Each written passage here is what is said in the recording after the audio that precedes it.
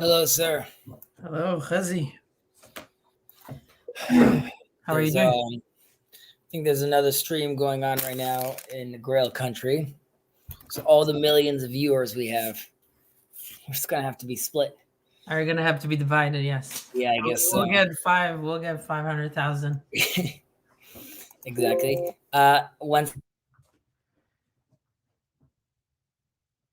You're muted. Sorry. I just my wife wrote to me saying over here. I just want to confirm something. Sorry. Yeah.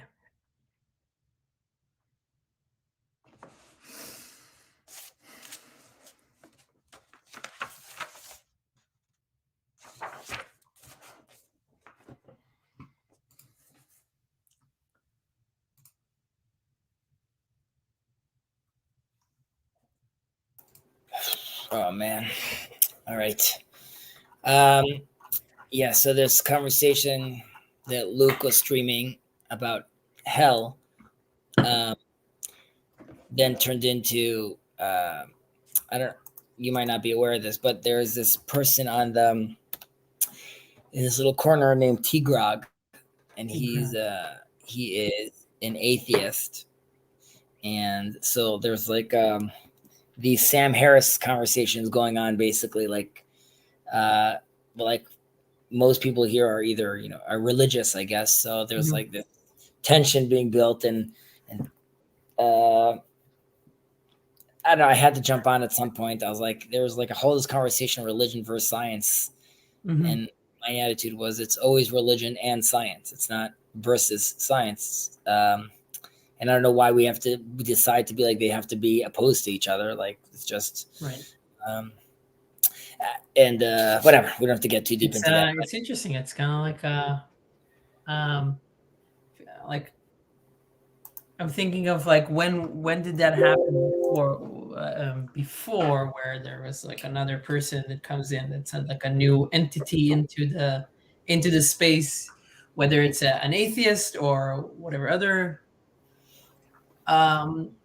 perspective, and it feels like maybe it's like a test that needs to happen every once in a while, and we see how we can like how do we respond to that person, how do we integrate that person, and then we know if we're improving or not. So totally that's sort of that's why I'm interested with that dynamic. I want to see like are people like siloed in their own mindset and their own echo chambers where they can't sort of deal with change.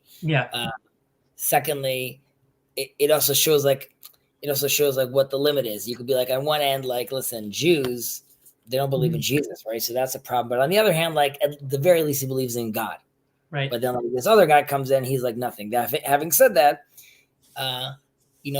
if he's in this little corner, he's searching for something, and he's looking for something, and maybe it like, and I think he sees that this isn't like your classic Christian circles, or let's say religious circles. So there's like a lot of debate, there's a lot of diversity, and I think in a certain sense, he's slowly learning that, like he asked me, I jumped on. He's like, "Wait, but do you think that like the Christians are like idol worshippers?" So I said, like, well, in theory, some can be, some are not. There's like loopholes in my religion that I could say none of them are, but like there are obviously differences. So he was sort of happy to see that because he's like, okay, so there's like diverse thought over here. This isn't like the church I grew up in, and the attitude is like, yeah. So it's less about giving him an answer per se. It's more about you're in a space, and as long as people are being kind, loving, and understanding, you'll explore. It could be that you'll decide to stay an atheist. It could be that you'll start seeing that, like, there are more concepts I could understand, more ideas I could take on. And I was just mentioning to him that the Bible is not a science book, and B, and it doesn't claim to be one. B, it's speaking in the language of men, so it's in a specific context. While it's eternal, it requires from us to learn more, understand more, be more conscious, and then we could see more in this Torah. And I gave this example of God reveals himself to Abraham under the name of El Shaddai, but then later on to Moses, he reveals himself in the Tetragrammaton. And it doesn't mean God changed. It just means that the level of comprehension of the believer grew or expanded. So God could reveal more of himself in a certain sense. And that's true even in science. So like to me, when we see the radioactive, I'm blanking out the word, but basically we see the waves left from the Big Bang, right? So we could go back 13.8 million years and see like we still see this radiation. So like, that to me doesn't belittle God. That just expands him. Great. Like Abraham had no way of knowing that. And Ezekiel was like, clawing at that with like discussing the chariot. And now we could be like, no, it means this, it means that. And it doesn't mean like, oh, now we understand God. It's just another level of interpretation, of understanding, where we could now even express and see more of his glory. So I don't see it as separate. Rather, it's, as Rabbi Sachs says, the great partnership. Mm-hmm. Didn't you guys actually read that book in your book club? We did, yeah. So this whole subject is you got this all covered already. Explored it. We've thoroughly explored it. It's all within us already. It's all within us. Okay, Beseder. How was your week? It was good. The week successful, was good. productive. Successful and productive and relaxing. Yeah. And relaxing. That's always good. Always good. Yeah, I spoke to my mom is gonna come here. So that will be nice. It'll be the first time that she comes to Austin since we moved here. And it'll be nice. We're on the live stream. No. It's nice that she's gonna come there. Do you have like a whole schedule set for her? We have a arrival date. Okay. And beyond that, no, we don't have anything else. We'll play it by ear. We're gonna do stuff. There are things that we know that we want to do, but we're just gonna hang out together. It's just good to be with mom. So yeah, I mean, nice to have you here. I'm very happy to hear that, and I hope you guys have a very, very nice time together. Thank you. Okay. How was your Shabbat? Do you have any? My Shabbat was very nice. My Shabbat was very nice. I was with my brother, my rabbi lawyer brother, who I'm going to be moving next to. Mm-hmm. So most of his kids were out of the house, so it was more quiet, which has its pros and cons. And I went to visit my sister, who lives next to my brother right now. So it was nice, family oriented, Shabbat, which is very nice. Different synagogue. The synagogue is less used to. It's a little more ultra Orthodox. I got a little more eyebrows with my book in synagogue this week. With this week, I'm reading Judaism in Islam.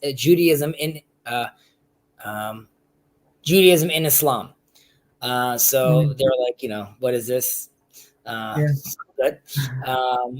So it requires a little more explanation, more content. Exactly. So that was interesting. There was a when I did my little portion, my weekly portion thing, I was going to talk about something else actually, but then I felt like it was a little too controversial.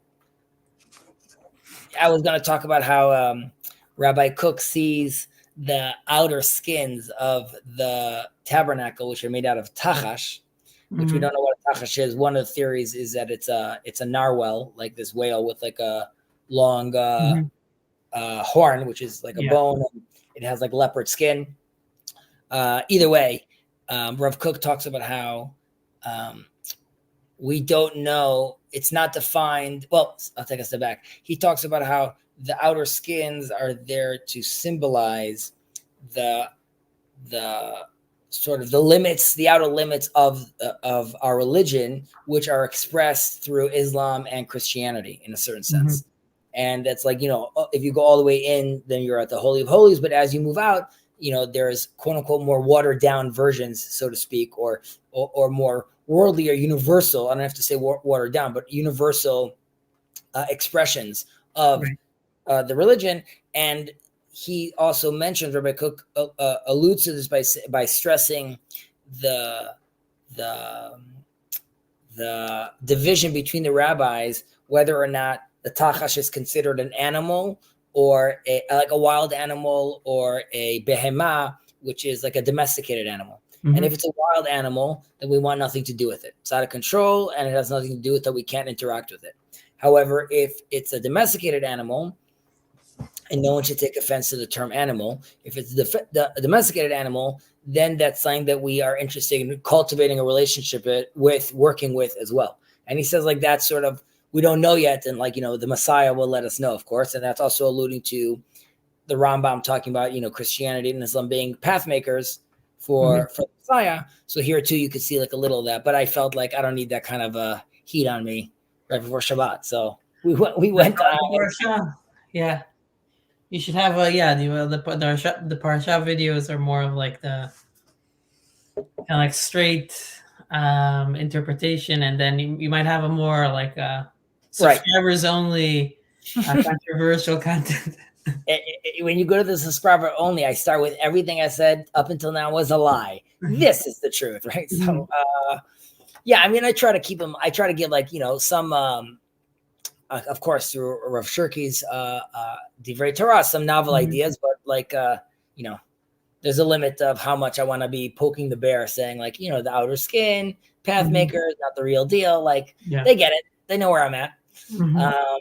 All right, so so anyways, that was my Shabbat, which was very, very nice. The rabbi in the synagogue happens to be like a Hasid who started very quickly talking about, let's say, the 10 spheres. And I was like, okay, this is not a conversation for like a Friday night to don't like, it was just like a pointless thing that he was saying. It was like very nice for the one person who understood him. And I guess not like, someone like you who studies Tanya, I'm sure you'll be able to comprehend. I would have been there. It would have been like right. Shallow waters for me. I would just like wade in it very comfortably. Not really, but yeah. Is this the synagogue in your new near your new? No, that's not working yet. Right now, that's like for the small group that's living there in that neighborhood. It's like a small little caravan. Okay. It has yet to. They're going to wait for more donors. We'll build a building. Yeah. My in-laws have this old Torah scroll that we'll fix up, but we'll donate it to the synagogue over there. Wow, that's nice. Only if they make me the rabbi, though. Exactly. Donate it over there. So hopefully that will be beneficial. Okay, let's get cracking. Where are we? We're on 14. 14 is the. No, we did this last week, right? Yeah, we were talking about.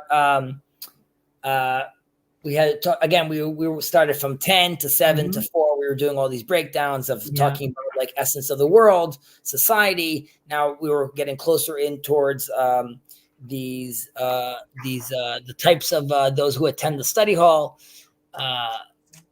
We were talking about the value of just going, even if you're not necessarily learning anything, but it's wanting to be to participate. We were talking about how ultimately the pious one, the Hasid, who goes, who doesn't have to go, who goes regardless to show an example, to energize and be a beacon of light to the other people.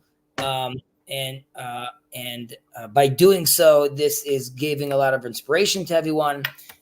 He also knows that he's not necessarily losing by going over there, but he himself is benefiting from this. We also spoke about how he doesn't, unlike the other ones over here, he doesn't get a reward because his participation in it is the reward. Knowing his place and knowing that his place is to be teaching and being used as an example is itself the reward.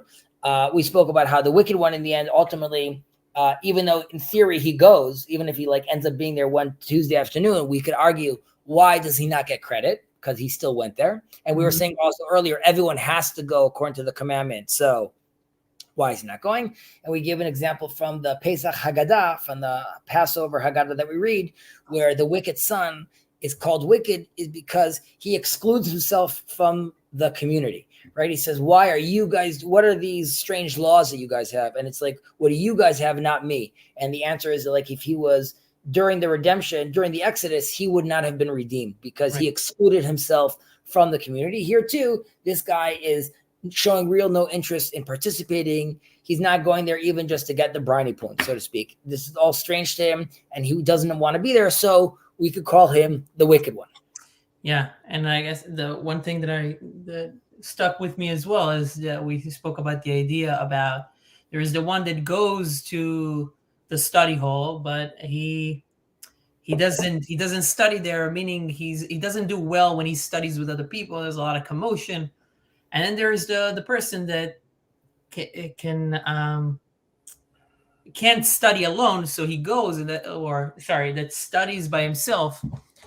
And we said that the chacham, the wise, the chassid, is the one that can integrate both of those modalities. Yes, he can study by his own, and he does it very well. But also, when he gets going into the study hall and it incorporates other people, you can also be in that kind of conversation and incorporating other people and dealing with the commotion, other perspectives, and still learning. Right. So I mean, this is in a certain sense echoing, as many of the Mishnayot here do, something we said previously about the ones who give charity, and we said how the chassid, the pious one, knows how to give from himself, and we said, well, but what if he gives too much? Right? He's too open. The chassid, the true sensei, he knows how to maintain his inner inner wealth, so to speak, whether it's theological, intellectual, spiritual, while still sharing with the other ones and not completely lose himself by doing that. Right. And that's why this one manages to go into the study hall, and it could be he just changes his mode. I'm in teacher mode. What the student needs me to do is be a student to him. What this rabbi needs me to do is to be a teacher to him. And he is a chameleon in that sense, and he knows how to knows how to balance himself in that regard. Well, okay, so we move on to what now? Okay, number 15, Tet Vav.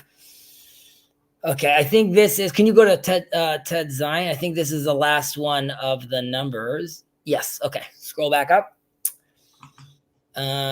ארבע מידות ביושבים לפני חכמים, ספוג ומשפך, משמרת ונפה. ספוג שהוא סופג את הכל, ומשפך שמכניס בזו ומוציא בזו, משמרת שמוציא את היין וקולט את השמרים, ונפה שמוציא את הקמח וקולטת את הסולת. So there are 4 types among those who sit before the sages: the sponge, the funnel, the strainer, and the sieve. The sponge absorbs all. The funnel takes in at one end and lets out in the other. The strainer rejects the wine and retains the sediment. The sieve rejects the coarse flour and retains the fine flour, the solet. All right. So here again, we're talking about like these 4.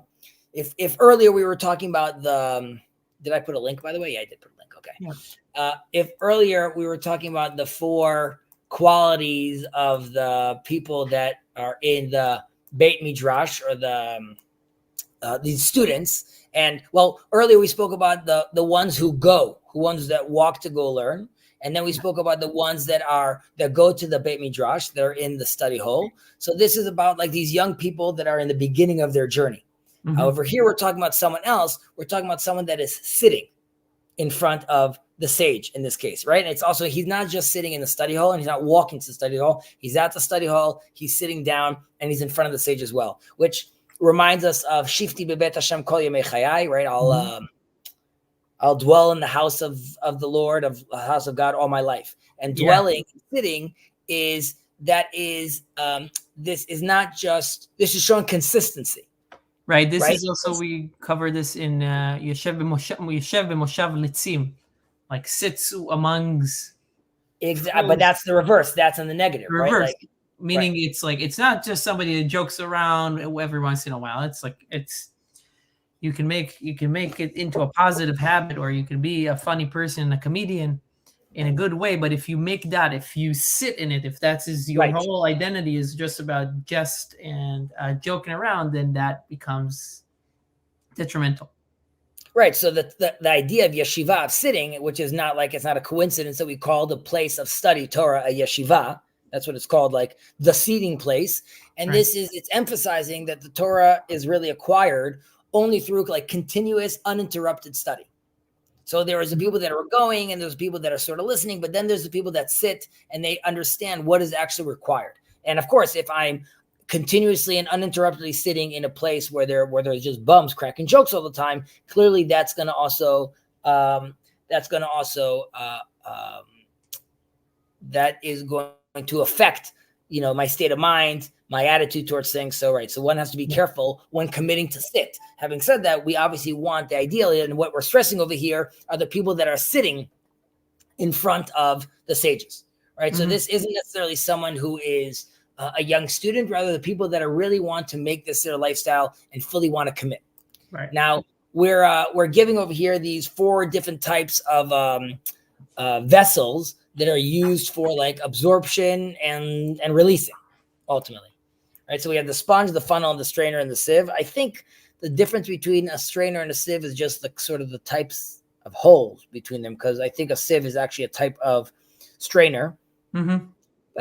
But I could be wrong. But I'm not actually wrong, because it's the bread and it's the grapes. One has the smaller holes and one has the bigger holes. Well, yeah, and I think it's fun. What it does. What sticks with what it collects is the difference, at least in this analogy. No, vadai. I'm just specifically. While the sponge and the funnel are 2 different things, I think like a sieve is just a type of a strainer, but just a different type of strainer. Either way, so this is like they're both obviously they're representing over here like the quality of absorption, and this is sort of has to do with the nature of our memory. Again, this is a little similar to what we were talking about earlier. We had the student that it goes in one ear, it comes out the other, right? So we were talking about, so this is in a certain way echoing some of these ideas. And here too, we're not talking about a student being evil or good or lazy or not. Rather, we're talking about the quality of like the student's understanding. Yeah. Right. So everyone is welcomed in the house of study. And the assumption is these are all good dudes. Right. So we want them all here. They're taking it seriously. But now we have to talk about these 4 individuals, what their experience is like, so to speak. Right. So we had the sponge, the sfogshu sofegakol, the sponge that it absorbs everything. So this is, obviously like a student that he's regularly studying with, the sages, the rabbis over there, and he's absorbing everything they're doing. However, he's absorbing everything. Right. So the idea about hakol, everything, is showing a lack of discernment between like the valuable stuff and the worthless things that he's taking on. And this, of course, what we spoke about, chachamim, hizaru b'divrachem, right? Sages, be careful with the words you use, not only because it can be confusing, but because there's sponges in front of you, right? There's people sitting in front of you and they're just collecting in this information. And while there could be some that don't listen, the wicked one, but let's say you have a good student who's a good dude, but he's a sponge and he's just taking everything in right now, right? So if I'm fully absorbing everything, I could be acquiring knowledge, which has like we said, I can't distinguish between what's true and false. I don't know what the key issue is, what we're talking about over here. And I'm taking the broader lesson and not I'm not selectively learning what's important over here. Right. Yeah. I mean, this happens with an actual sponge. Like if I'm in a kitchen and I need to fix a spill or like clean a spill, and maybe it's oily or it has it was something in it, smells a little bit. If I use the sponge to do that, I won't immediately also clean the dishes with it, because it absorbs the oil, it absorbs the smell, and then the whole thing smells. So I guess using that analogy, if you wanted to avoid that, what would you do then? Well, I would have to get rid of the smell. I would have to get rid of the oil. I just want the water and the soap. How would you not absorb the oil? How would I not absorb the oil with the sponge? Well, I mean, I don't know if I'm thinking through this, but I don't know if a sponge could do that. I mean, if it absorbs it, I would need to clean it completely. I would have to remove. Right, but you're right. That would be like after the fact, right? Like I had some wrong information. I now corrected my ways. I don't have the information, but the idea would be like, how do I avoid, right? We're trying to give advice to the student right now. It's a sponge boy. How do I avoid just absorbing? So I would say the answer would have to be, using this analogy, what sink are you cleaning? Don't clean oily sinks. And here would be, if I'm sitting with the rabbi, right? I need to discern, am I listening to Rabbi oil or am I listening to Rabbi where it's a lot more water-based learning, right? So Right. even if you're saying that's not so relevant, I still know that my sponge is not absorbing that. Now, of course, you have to still be able to discern between the relevant rabbi and the not relevant rabbi. However, before you get into sponge mode, right, where I'm just sitting down, I'm just accepting, I could ask around, I could talk to people, I could see, and the idea would be with, I should be focusing on who I'm absorbing this from. Ideally, if I locate the right guy, there's less chance of me of absorbing nonsense. Mm-hmm. Yeah, I mean, to keep going on this, I mean, what I actually do is that I don't clean any dishes. I don't clean any dishes. I'm waiting for the apocalypse. Right. What I do, I have a sponge. I have the sponge that I use for the dishes, and I have another sponge. I take off the. This is not an innovative, but I take off one of the corners, and I know this is the sponge for the really ugly stuff. Right. I don't clean the counter with it. I clean the sink itself, and yeah. So, and I also have at least two separate sponges. But I don't know how that works with the brain. But yeah. No, so I'm saying, let's say with regards to learning, playing off this idea, you could say that for the real oily stuff, right? Maybe that's a shorter class. Maybe I give myself more room. Maybe I take more notes in that class. I could prepare it differently for that class. Right. Right. So knowing my weakness, I could prepare accordingly. Right. I mean, let's see. I don't know if this works for this, but it kind of reminds me a little bit about, like, if I'm studying Tanya, and we kind of spoke of it a little bit last time when you said you watched how we study Tanya. But when I study Tanya with Jacob, and sometimes we go into the real deep stuff, and I actually we both of us, we don't necessarily dwell on the really, really Kabbalah, like, deep stuff too long. We just read through it, we understand what we can understand, and we move past it. And I think there is some sense of, like, we just, at least for myself, speak for myself, I don't feel like I'm equipped at this moment to really absorb this entire level, right? It's like the Pardes, right? I feel like I don't want to go too deep at the moment. I just prefer to get all the initial stuff, and then I'll get into, like, hopefully, one day I will be able to absorb the really hard stuff and actually integrate it in a useful way. I think that's a very good example. And at this point, you just do like a cursory overview, or you just do one wipe over. Right? So you don't need to go necessarily deeper at that stage. And I think that totally makes sense. I mean, I don't think this is what he meant, but it's still relevant. When Rabbi Akiva warns his posse that's about to go into the Pardes, right? He tells them, be careful, don't say water. And the attitude is potentially some of that water is oil, right? Don't assume that you're just cleaning water right now, because you might be hitting some spots where it's a little more grayer. You need to be more prepared for those kind of stuff, because as we see, Ben Azai, Ben Zoma, and Acher, obviously their sponges were not grade A. Or at least two of them wasn't. You could say Acher's was a grade A, he just wasn't interested in the party afterwards. All right. And then we have the mashpech, right? We have the funnel. One small thing about the sponge. Sure. From your magical book? Well, from the magic book. Okay. Midrash Shmuel also says there's a negative sense here with the sponge. First of all, the positive says that it absorbs things quickly, right? But in the negative sense, it does not share its wisdom with others unless it is squeezed. Oh, I like that. 1 second. Right. So yeah, with a sponge, if you want to release the water, that? Midrash Shmuel. You want to release the water, if you want to give away the knowledge, it's reluctant. It won't do that without you squeezing it. So it absorbs, and it's like it's a very proud, boastful sponge. I got you, and it won't share its knowledge. Okay, I like that. Did they mention anything else?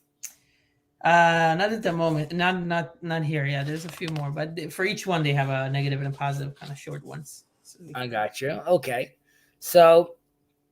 So the funnel, generally speaking, talks about, I'm wondering what it's mentioning in your book. The funnel talks about someone that is like absorbs everything, but retains nothing, right? It comes in, it goes out, and it's very similar to like one ear out the other. However, I would argue that a funnel has like a large top and a small bottom, right? So it's actually absorbing more than it's releasing. I would think.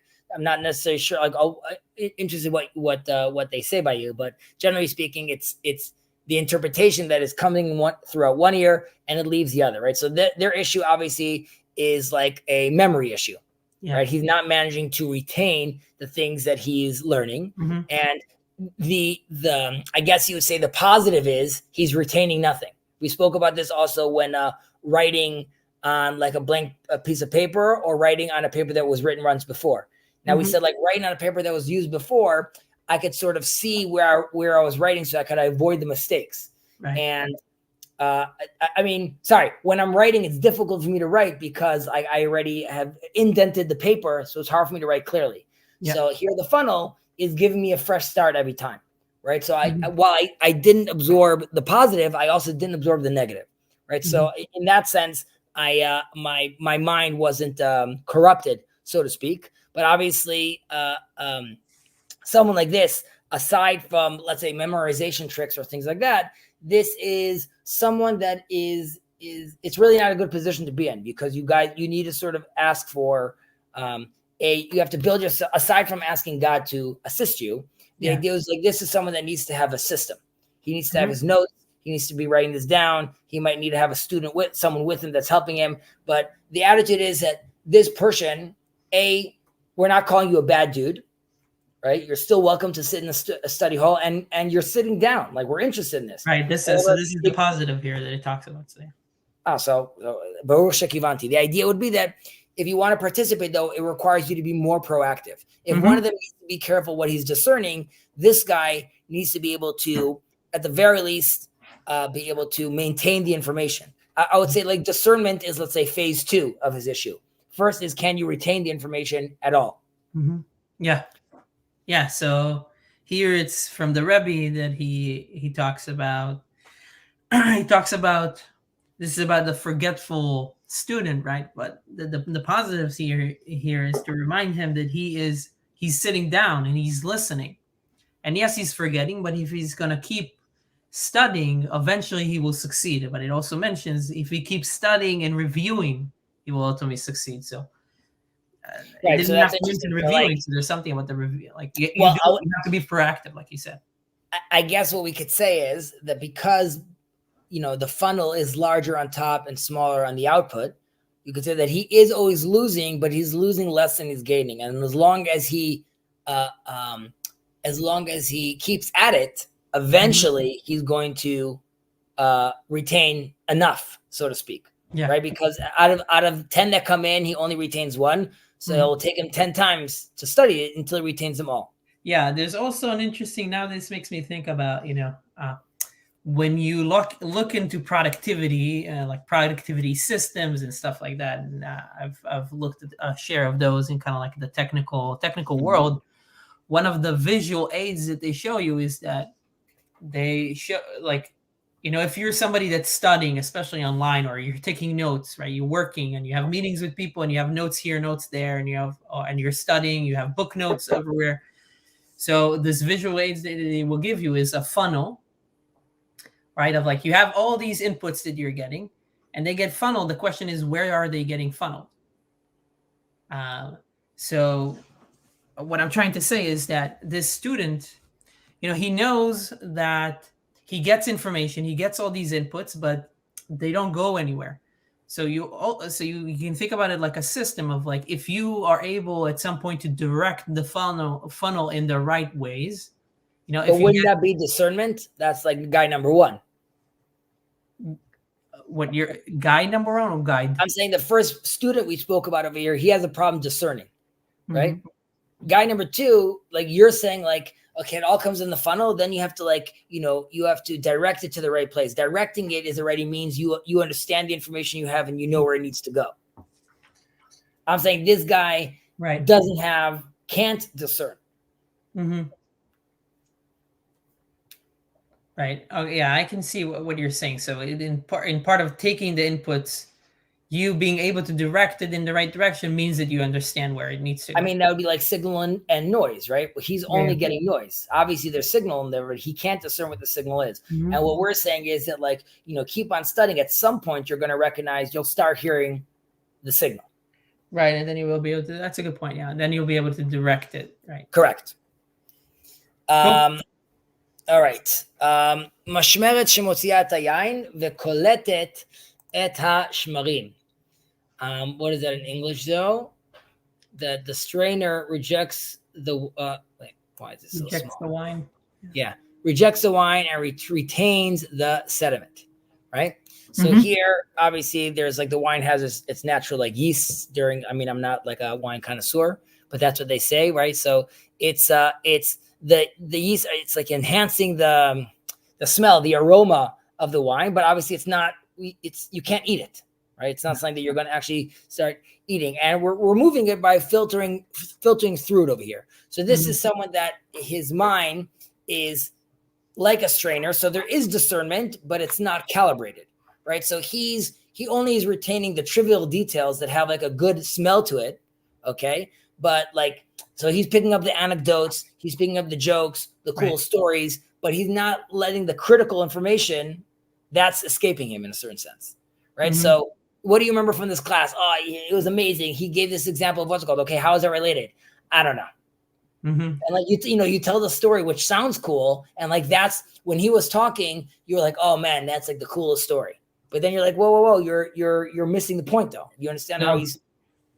Yeah. So let me ask you a provocative question. Yeah, God exists. Now, yeah. Where would you put the people that are interested? People that are interested in Torah, in the history, in the stories, they're interested to learn about Yosef and his brothers, and about Exodus, and about the forefathers, the foremothers. But they're just interested in the history. They don't get any. They don't. It's not about. It's about the narrative itself, but it's not anything. It's not. They don't. They don't expect. Why is that provocative, though? I mean, like in what setting are you asking me the question? So let me make it like. So if you are like, so I know people that are more chiloni, more secular Israelis. Are they yeshiva goers, though? No, they're chilonim. They're not yeshiva goers. So I'm saying that they have a completely different level of expectation. Then here, our expectation we're talking about to the guy that's sitting in the front row in class. You're telling me, like, what about someone that's like walking around the street that's interested to know about the patriarchs? Knock yourself out. You don't have to go deeper than that. Enjoy, read, have a good time. And more than that, there you would be an example of metoch shelo lishma ba'al lishma, right? Even like, even though he's doing it, fake it till you make it, right? So he doesn't think he's faking it. He's just asking it at like sort of a basic level. As he asks more, and assuming that the people answering him are not being jerks about it, I would say sort of that's like the example I gave with like the T-Grog guy. That's I said like on this live chat right now, this atheist. And the attitude is, as long as he's being genuine, right? I don't need him to be like, oh, but why don't you understand exactly what this church father or this sage said? It's more about like we're having a conversation. Some of it's being retained, some it's not being retained, but you're interested in it and you want to be involved. Then you have to sort of meet people where they are. And we mentioned earlier about l'chanoch et hanar lefi darko, right? Teach the student the way he needs to be educated. So, so here too, it could be that there's a point during the education where you understand that he's going to just be picking up the stories. A good educator then will recognize that these stories is how he retains his information more. Then my job is to put the more relevant information in the story form, right? And not so like that would be the educator needs to do this in order to accommodate this person in this sense until he could do so himself, and then you could continue doing what you're doing, right? We're not saying, well, we spoke about this already before about my invention that I'm fully patented for about teaching people with AI. So I don't think as far as it being provocative, the Chiloni coming in is going to be a mistake. It's at a different level, like you said. Right. Like, so I could go to a Chiloni person, and when we say Chiloni, we mean someone secular, and I could come and tell him, you know what's very interesting about our Bible? That when they spoke about the skins of the Tachash and the tabernacle, really it was speaking about Christianity and Islam. Now, this person would be like, oh, wow, that's so interesting, and things like that. Now, we didn't talk about the tabernacle. We didn't talk about how it was built. We didn't talk about the verses, nothing. I just gave him an idea that's an interesting idea, and that's a little seed that he could play around with. Is there much more to discuss? Are there more valuable things than me saying that? Yes, but that doesn't mean he can't appreciate and gain things from that. Here, again, we're talking about the person that he was sitting in the front row, and then later after class, he's going around talking to people. They're all talking about quantum physics, and he's like, but what color was Schrodinger's cat? And they're like, but the cat doesn't matter. It could have been a horse. You know, like that's not the point. So that for that person, obviously that's a problem. Got it. Yeah. Yeah, we just did the wine, right? So right. So obviously, like just again with the kind of wine we're talking about, this is right. This is the guy that needs to find the proper teacher. In this case, ונפה שמוציאה את הקמח וקולטת את הסולת, and the sieve that rejects the coarse flour and retains the fine flour. So this, as I think it's pretty clear, we're talking about the proper student over here, right? So there's a sense over here that he is we're getting rid of, we're really focusing on the quality, right? So we got rid of a lot of stuff. We got rid of like the bulk of the flour, which we've been like, oh, you're getting rid of so much of the quote unquote, you know, there's a baby in the bathwater. You're getting rid of a lot of the bathwater, but in this sense, you very much maintain the baby, right? And this also relates to the solet, which was used in the altar as well, which is like, you know, refined flour. So it's also symbolically, it's also hinting at these are things that are worthy of the temple, right? So we want to make sure that we're that's what we're maintaining ultimately. And this would be like the highest student caliber, right? Someone that knows how to take all the information and distill it into the most refined, the best quality type of thing. We mentioned this in the past about, I think we spoke about him in the past, Rabbi Eliezer ben Yaakov, how he was the most brilliant. No, Rabbi Eliezer ben Yaakov, he was alive during the Second Temple, and he was very into discussing things from the Second Temple as well, like based on his memory that he would tell people about. However, he was known for giving very few decrees, but all of them were quality. So much so that anytime there's a disagreement with him, almost always we go according to him, because the attitude was that like when he would speak and when he would discern, it's almost always giving you like the most refined version of it. And that's why usually we go according to him, because that was his mode of operation, in that sense, that he would really take those things and refine them. And of course, then we're being told this is the student. This is the student that does all this work. You could also argue that all these students are one person through different development stages, right? He knows nothing. He just comes in and goes out. He gets a little better. He understands some things, but he's not understanding the most important things. Then he's a sponge. He's understanding everything, but he can't discern. And eventually he could discern and just give us the most refined detail from it. So ideally, it goes from the guy that's learning, the guy that's eventually walking to the study hall, the guy that's eventually sitting in the study hall, and the guy that eventually sits and discerns and ultimately refines the Torah he's learning. Right. And just to show how the challenge is never over. There's always room to improve. The Midrash talks about the negative sense of the napa, about the sieve. And it talks about how in the negative sense, this student applies a double standard to what he hears from his fellow. He extracts whatever is faulty in his fellow's argument and uses it to embarrass his fellow. Yet he retains the truths uttered by his fellow and claims them as his own. So in a way, that's the manipulator. That's a manipulator. That's smart aleck, or this is the intellectual that uses his skills in discernment, but not for the sake of learning and refining himself to be a better person and improving his surroundings, but in order to elevate his own reputation and status. Ego play. Ego play. I like that. Number 16. Tet Zayin.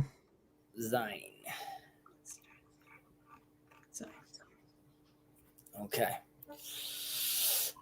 Just so people recognize, if you could scroll back, I don't know if everyone recognizes this. So you could see in English it's 16, but in Hebrew, if up until now we did it, go back another one if you don't mind. So we had the exact translation over here, which was Yud Daled. Yud is 10, which is 1, and Daled is 4, which is 14. However, the next letters, if I wrote them down, would be Yud Hey, which is part of the Tetragrammaton, or 16 is Yud Vav, which is also part of the Tetragrammaton. And that's why we don't write those numbers down. We just write Tet Vav and Tet Zayin. Which always confused me when I was younger until I realized what that was happening.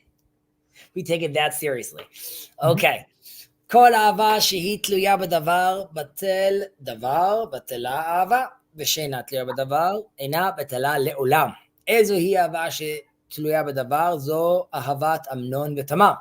ושאינה תלויה בדבר, זו אהבת דוד ויונתן. Any love that is dependent on something, when the thing ceases, the love ceases. The love also ceases. But a love that is not dependent on anything never ceases. What is an example of a love that is dependent on something? The love of Amnon and Tamar. And one that is not dependent on anything, the love of David and Jonathan.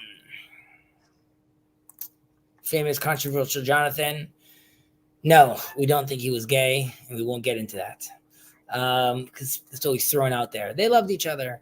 All right, so if just from a general point of view, up and now we were talking about 10, 7, 4 different aspects, right? And now we ended that. Now, what we could notice over here is, even though we were talking about different levels of people, ultimately, different levels show differences, right? Which is not ideal, because ultimately, we want to come back to unity, right? We want to come back to the one. And now, when we're speaking love, we're talking about which is unity, right? Love ultimately is there to represent unity. So we went from all these divisions right now into now discussing love, and then we have to ask, what's the nature of this true love? Right. Yeah. So that's what we're going to try to explore over here. And just in general, I'm sure you've heard me maybe you haven't. I use the example of why the world is deteriorating, because we have in the dictionary the word literally also means figuratively today. And that's just like makes me bananas. But we use the word. Dictionary does it say that? Or what? Where does it say that? In the dictionary. That's funny. I'm saying it's funny is one way. It's also just sad. Yeah. But it's not so crazy if you have what is a woman, and everyone could express or define themselves the way you are. It's just an indication how society starts unraveling once these terms mean nothing. But specifically about love, right? People love eating, people love sleeping, people love the show, right? So love is cheap, so to speak, the way it's being used, right? The overuse of the word love, like I love this was amazing. And like in Hebrew, ahava, love is connection. It's a soulful bond with like another. It could be like an individual, it could be in a community, but it's there to show unity. And it's not there to just show like I was one with my Netflix show, or I was one with my soup. Right? Like those, we're not necessarily using the right words. Now I understand we're going to continue using those words, but there's something very important about honestly trying to understand and what is this love? What are we trying to do? Right? So we really have to ask ourselves that, and the Mishnah is telling us over, people claim that they love things all the time. What is this love that they're actually talking about? So the love that is what is the word that's dependent on something, right? So what is this something that is dependent of, and can it last, right? So it's transient love, right? And it ends up disappearing. Like, just like it's very clear the way they're saying this over here to us, that once this thing disappears, it's gone. So the material things, beauty, wealth, right? I could love these things all the time, but ultimately they're gone. There's a very, a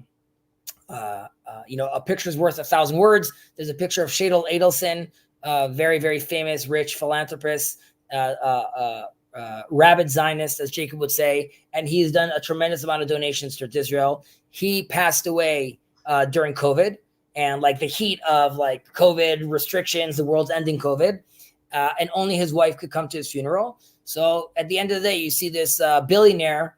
It's just his wife in like some little jacket.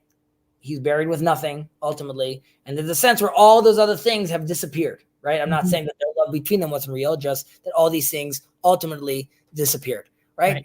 And there's in a certain sense even like a physical love, right, is still potentially temporary, right? Because I could love physical things. I could love how physically this feels for me right now. So there's a physical enjoyment, but that too eventually could end. And you could look over here that maybe the mission is trying to give us a division of, let's say, a physical love and an intellectual love. And there's a sense that the physical thing eventually disappears. Intellectual love is something that it could withstand time, right? It doesn't decay, and it could be enduring forever, assuming like I'm not in love with an idea, rather that I'm in love with like a concept over here that is true. So is the dichotomy here physical and intellectual? No, it's not only. I'm just saying that you could also look at it that way, that there's something like, the physical stuff end up disappearing. Something that is more conceptual potentially could last much longer. Assuming the concept is not like I have an idea and it disappears, but more about, let's say, my love for truth, for example, is something that in theory should be eternal.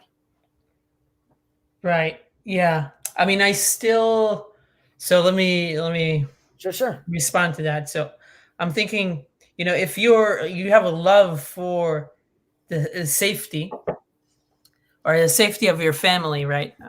I can remember in one context I was talking about this example, but it's still in my mind that's still it's still conditional. So let's say I'll give you the wisdom. Is wisdom conditional though? Are good deeds conditional? Well, I think in a sense. I mean, like you mean like a reward and they're like a reward or like something that you need to do. I mean, at a certain level. Well, loving charity, for example, right? Mm-hmm. So loving the concept of charity, but assuming the Torah is eternal and its commandment, right, charity is eternal. The loving of the concept of charity, right, would be something that's like more like there's giving charity, which is one thing, but loving that concept in theory would be eternal.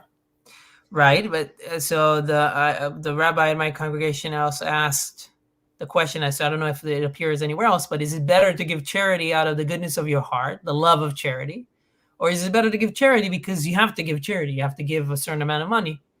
We spoke about this a few weeks ago, which is we also spoke about that. Okay. I was saying, of course, you should give charity.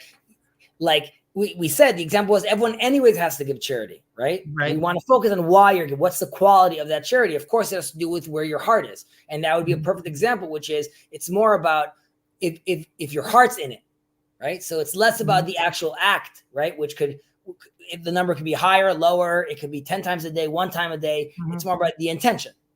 Yeah. So another example is like, let's say I want to explore Judaism, right?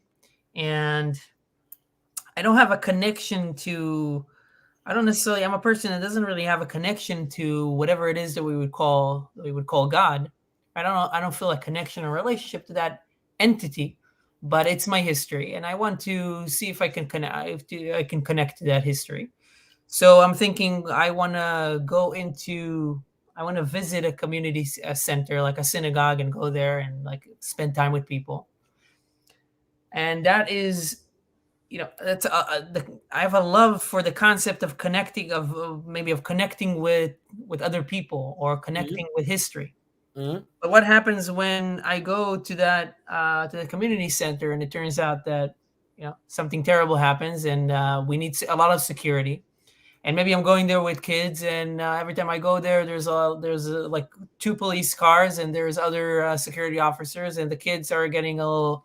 They're asking why are there so many security? Why do we need so much security? And it doesn't feel as safe to go there. And maybe I'm not meeting people that I like at this congregation, so it's not. I'm not connecting with it. That's to me. That's still me. Even though it's a love of I'm going to connect to the community, it's still conditional on me getting something out of it. You just said the key word. It's conditioned on you. So we'll transition for a second because this highlights it about the love of Amnon and Tamar, right? So we say, what is this love that is not dependent on things, right? Sorry, that is dependent on things, which is the love of Amnon and Tamar. So in Amnon and Tamar, in the book of Samuel, right, we have the half siblings. And he's really into his half sister. It's less a question of like religiously, they're not even sharing the same dad. So but either way, he's really into her. And he's so into her that I love her, that he fakes his own sickness so she's sent to him to tend him. And once he finally gets her, right, this desired thing that he wanted, that he loves, right, eventually it turns into this intense hate. He's no longer interested anywhere. He already got her and he was done with her. Ending, crescendoing with Avshalom, his step brother, killing him, right? And this is supposed to show that really Amnon's supposed love, or the guy you were talking about right now, the guy going to the synagogue, his supposed love for community was actually self-love, right? It was actually focused on like what this makes me feel, her beauty, this thing I want to get right now. Once my desire is fulfilled, right? Or once my desire is no longer fulfilled exactly the way I wanted, the love vanishes. I can't really go anymore. It's not there. However, that's not the expectation God wants from us ultimately, right? So I don't need superficial reasons because then they're not going to be lasting. But if someone says he loves fish, right? If he loves fish, he wouldn't eat them because he loves the fish. He means he loves himself when he enjoys eating fish. So that's something very different. But we say I love fish because I'm just thinking about myself and I'm going to use that term, but that's not actually what I really mean. So this person might love community up until the point where it bumps up against the things he likes to do. And in reality, I'm still very much thinking about myself and not thinking about trying to unite with the thing that I love. Even if it's uncomfortable in theory, I'm still being one with this thing. Yeah. Which brings us to, so then we say, okay, so what is this love that is not dependent on things? Right? This is the love of David and Jonathan, right? So first off, just in context, the time to experience real love, to try to get real unity, is the times of Messiah, right? When the wolf lives together with the lamb, where you could actually create this kind of unity. And this was attempted, and we see this kind of love percolating during the time of David, just because he is the king. We have Jerusalem. We have a nation at that point. So this is, in theory, you have a lot of the components of the Messianic time. Yeah. As far as like, a promise was kept. David comes, rules, becomes in charge, unifies the people. So like you're talking about a time where potentially love, real, true love could be experienced or tried out. Right. And again, even with a love of a woman and a man, because you could have said like, why don't we give the example over here of Abraham and Sarah? Right? Like, why is that not the love we use? And not that this is bad, but there's still a sexual desire over there, and it's based on something else. Obviously, in that kind of love, in that kind of setting, the sexual desire is elevated and sanctified, and that's beautiful. But nevertheless, there are those desires that I still have to deal with, which ultimately they create for unification. I have a child. All those things are true, but I'm still going after something that I then have to sanctify. But with the story of David and Jonathan, right? So it's a very rare phenomenon that sort of like defies logic, right? There's like a bond, which is even though Jonathan is his father's heir, and there's a tension with David, and even though his father doesn't like David, nevertheless, right? So there's many reasons not to be into this person. Nevertheless, there is this love. They both love each other very much and understand. They see this kindred spirit between themselves. So it's like a pure, unconditional soul connection, so to speak. And David and Jonathan obviously supports David all the way. He helps him run away from his dad.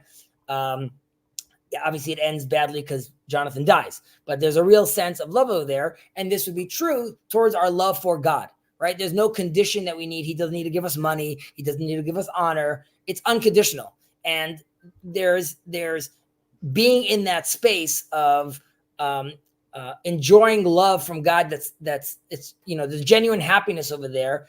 And it's not, I'm not obligated to love you. You're not making me love you, even though we have those commandments. Regardless, we are asking to do so voluntarily, right? We're asking to move towards God. This is also true about individuals, but we're trying to create in all circumstances, in sickness and in health, right? In all those elements, when we're talking to our wife, in a secular setting, but the point still stands where we're saying it's not, there's no conditions. Yeah.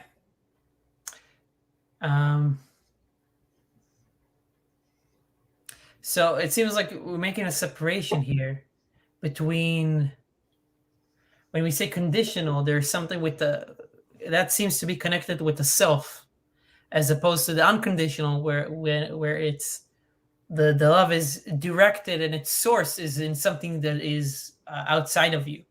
Even if I'm uncomfortable. Even if I just lost a loved one, right? I say, "Blessed be He, the judge of truth," right? That's not a love claim, but it's an acceptance of the relationship. It's an acceptance of, like, it doesn't matter if it's inconvenient for me and I want to be angry right now. Mm-hmm. The attitude is, even if you are angry, and it doesn't say you can't be angry, regardless, you humble yourself and you recognize that the devotion and the affection I have for you, God, is unwavering.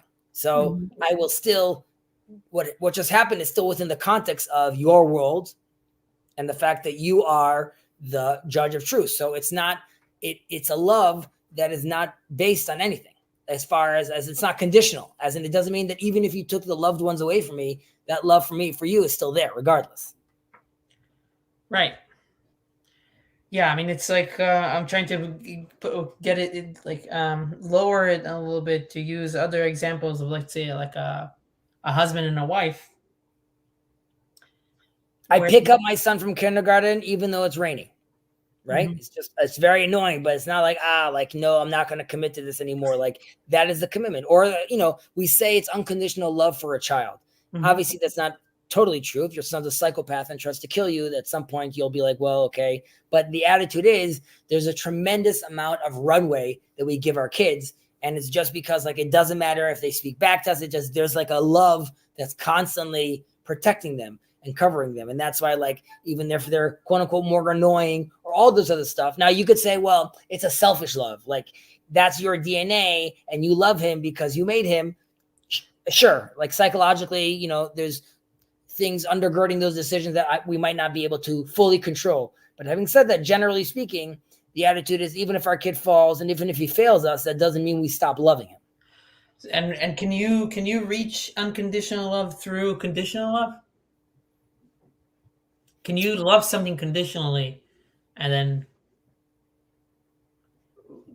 realize something bigger?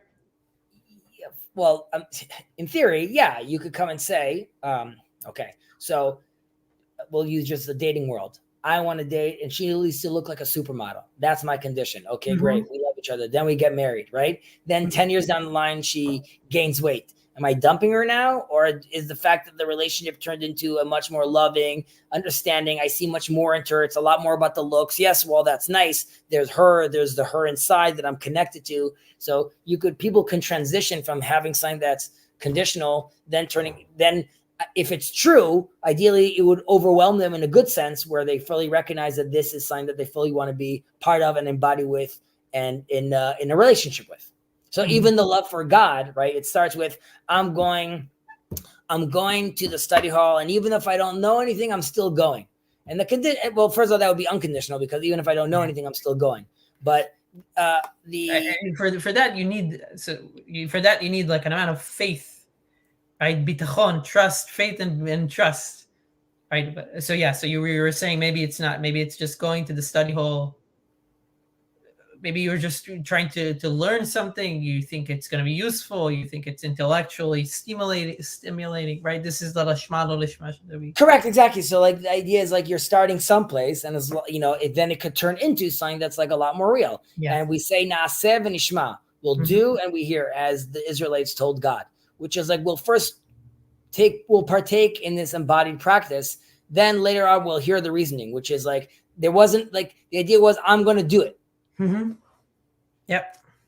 All right. What time is it right now? 1:05. Okay, so.